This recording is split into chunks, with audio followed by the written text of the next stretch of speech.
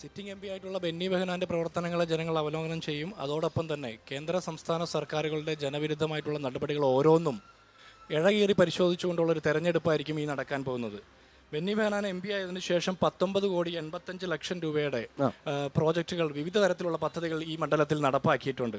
അതിൽ അങ്കമാലി മണ്ഡലത്തിൽ മാത്രം 2,88,00,000 രൂപയുടെ പദ്ധതികൾ വിവിധ മേഖലകളിലായിട്ട് നടപ്പാക്കിയിട്ടുണ്ട്. ഇത് ഓരോ മണ്ഡലത്തിലും ഈ രീതിയിൽ തന്നെ കോവിഡ് മറ്റ് പ്രതിസന്ധികളും വന്നപ്പോൾ കേന്ദ്ര സർക്കാർ എം പിമാരുടെ വികസന ഫണ്ടുകൾ വെട്ടിക്കുറയ്ക്കുന്ന സാഹചര്യത്തിൽ CSR ഫണ്ട് ഉൾപ്പെടെ മറ്റ് പല സ്ഥാപനങ്ങളിൽ നിന്നും മറ്റ് വ്യക്തികളിൽ നിന്നും സ്വകാര്യ വ്യക്തികളിൽ നിന്നൊക്കെ സംഭാവന സ്വീകരിച്ചുകൊണ്ട് നടത്തിയ വികസന പ്രവർത്തനങ്ങൾ, അത് ആതുര സേവന രംഗത്ത് അല്ലെങ്കിൽ കോവിഡ് കിറ്റുകൾ കൊടുക്കുന്ന സഹായം കൊടുക്കുന്ന രീതിയിൽ, വീൽ ചെയർ കൊടുക്കുന്ന രീതിയിൽ, മെഡിക്കൽ ക്യാമ്പ് നടക്കുന്ന രീതിയിൽ, അങ്ങനെ മുഴുവൻ രീതിയിലുമുള്ള പ്രവർത്തനങ്ങൾക്ക് പ്രത്യേകം പറഞ്ഞാൽ 175 പേർക്ക് ചികിത്സാ സഹായത്തിൽ തന്നെ 3 കോടിയോളം രൂപ ബെന്നി ബെഹനാന് ഇത്തരത്തിൽ സംഘടിപ്പിച്ച് നൽകാൻ സാധിച്ചു എന്നുള്ളത് കൂടി.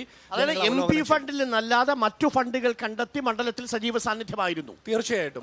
അതോടൊപ്പം തന്നെ ബെന്നി ബെഹനാൻ MP എന്നുള്ള നിലയിൽ മണ്ഡലത്തിൽ സജീവമായിട്ട് ഇത്തരം ഇടപെടലുകൾ നടത്തുന്നു എന്നുള്ളതിനപ്പുറം തന്നെ പാർലമെന്റിനകത്തും പുറത്തും കേന്ദ്ര സർക്കാരിന്റെ ജനവിരുദ്ധമായിട്ടുള്ള നടപടികൾക്കെതിരെ, ന്യൂനപക്ഷ ആദിവാസി സ്ത്രീ വിരുദ്ധ നടപടികൾക്കെതിരെ നിരന്തരം പോരാട്ടത്തിന്റെ ശബ്ദമായിട്ട് അദ്ദേഹം. പക്ഷേ അപ്പോഴും സംസ്ഥാനത്ത് മുഖ്യമന്ത്രി പറയുന്നത് കേരളത്തിന് വേണ്ടി ഈ 18 MP-മാരും ഒരു വാക്കുപോലും പലപ്പോഴും പാർലമെന്റിൽ ശബ്ദിച്ചു കണ്ടിട്ടില്ല. അതുകൊണ്ട് കേരളത്തിന് വേണ്ടി സംസാരിക്കാത്ത UDF MP-മാരെ എന്തിനയക്കണമെന്നുള്ളതാണ്. അതിലൊരു MP-യാണ് ബെന്നി ബെഹനാൻ.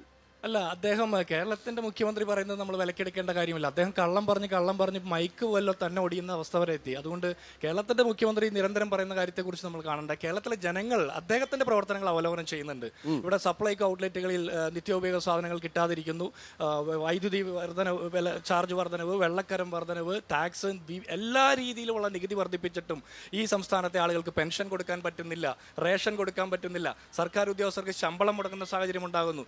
ജനങ്ങൾ ജീവിക്കാൻ പൊറുതിമുട്ടുന്ന ഒരു സാഹചര്യത്തിൽ മുഖ്യമന്ത്രി നിരന്തരം പ്രതിപക്ഷ MP-മാരെ കുറ്റം പറഞ്ഞുകൊണ്ട് കള്ളം പറയുന്നതിനപ്പുറം അദ്ദേഹം മുഖ്യമന്ത്രിയായിട്ടിരുന്ന 8 വർഷക്കാലം ഈ സംസ്ഥാനത്തെ ജനങ്ങൾക്ക് വേണ്ടി എന്ത് നൽകി എന്ന് പറയാൻ, അദ്ദേഹത്തിന്റെ പ്രവർത്തനങ്ങളുടെ പേരിലുള്ള അവലോകനമാണ് ഈ തെരഞ്ഞെടുപ്പ് എന്ന് പറയാനുള്ള ധൈര്യം.